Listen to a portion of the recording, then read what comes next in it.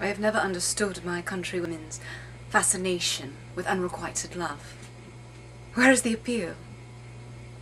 To love someone but be unable to touch, to speak with them, to know the tender solace of their love. Where is the appeal in that, I ask you? I've been a widow for many years now.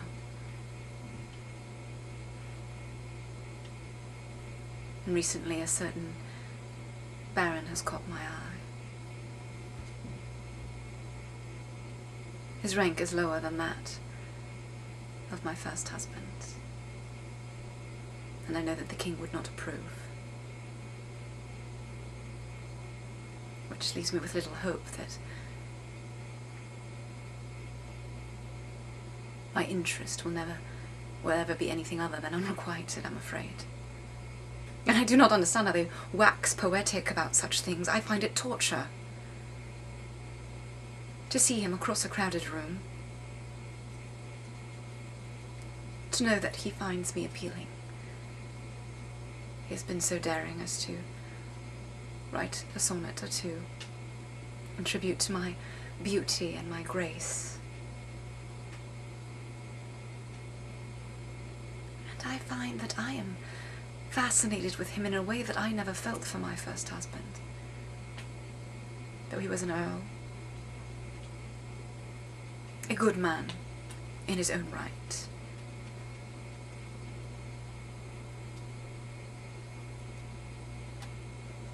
But I do look at this new man in a way I never felt. And I yearn for him. And I do not understand these women who speak of such things with romantic gestures and tittering laughter. 'Tis true, I could take him to my bed.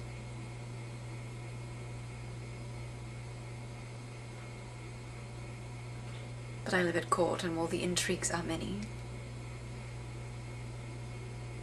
I do not wish to have my husband's name shamed in such a way, nor mine own family. A woman's virtue is almost all she has. You must cling to it fiercely. I mean, I do know women who would cuckold their husbands even. Mine own having been in the grave now 7 years.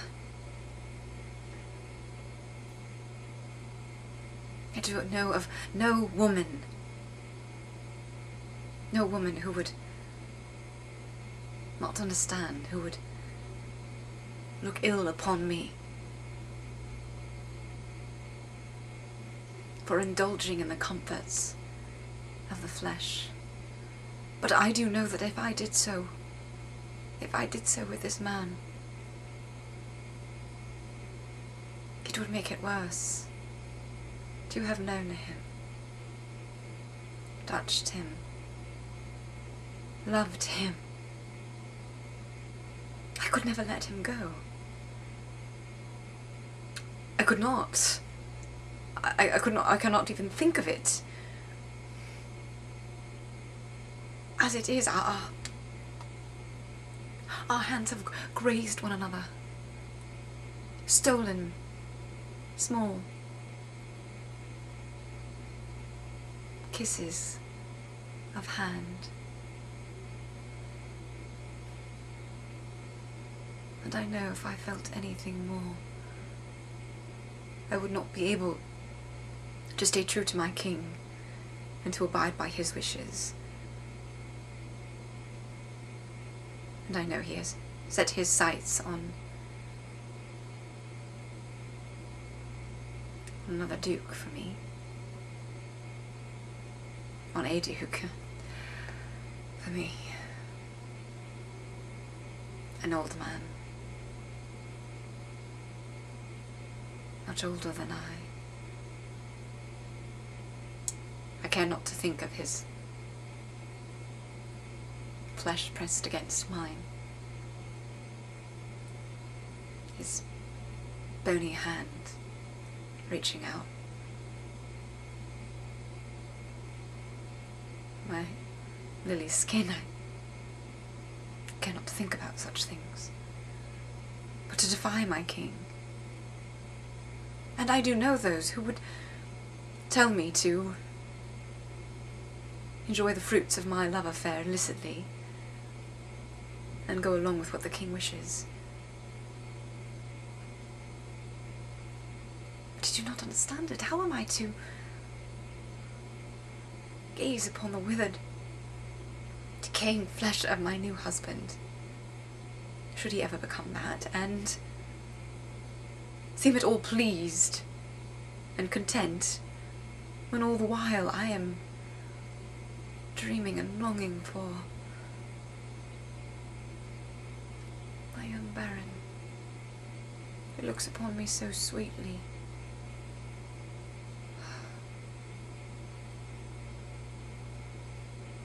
I do not know that I can live a life of such deceit.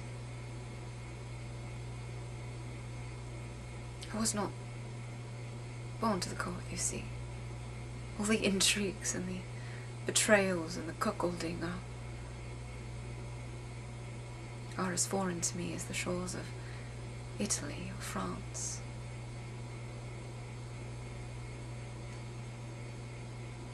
My father was an earl, but he was a country earl. He had done great service to the king, fighting, pledging his allegiance, but we lived a quiet life in the country. There's not such deception there.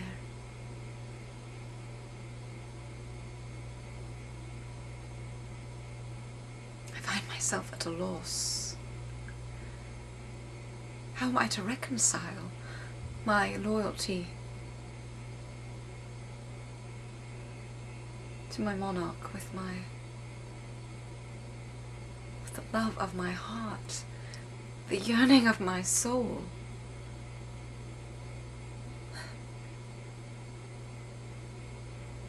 When I see him,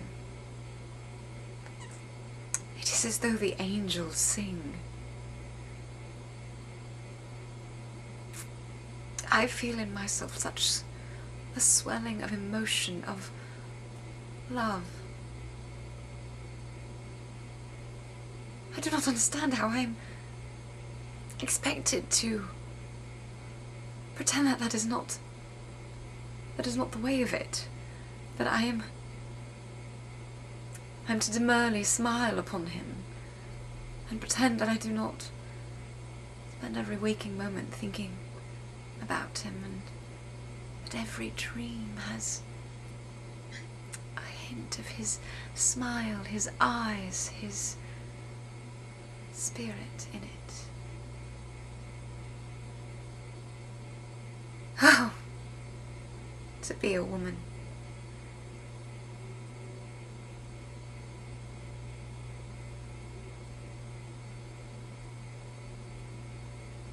It is too much for me to bear.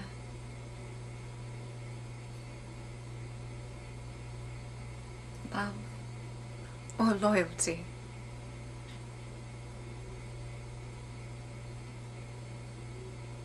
I think I would rather die than choose between them. I would maintain my loyalty to my king and to my love. Perhaps that is the way of it. I do have a bejeweled dagger.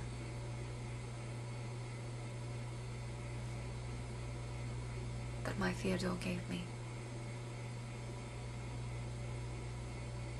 Perhaps I shall use that. And the decision will be made.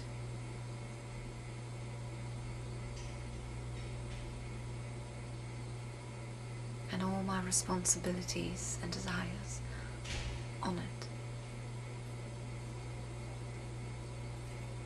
Perhaps that is indeed the way of it.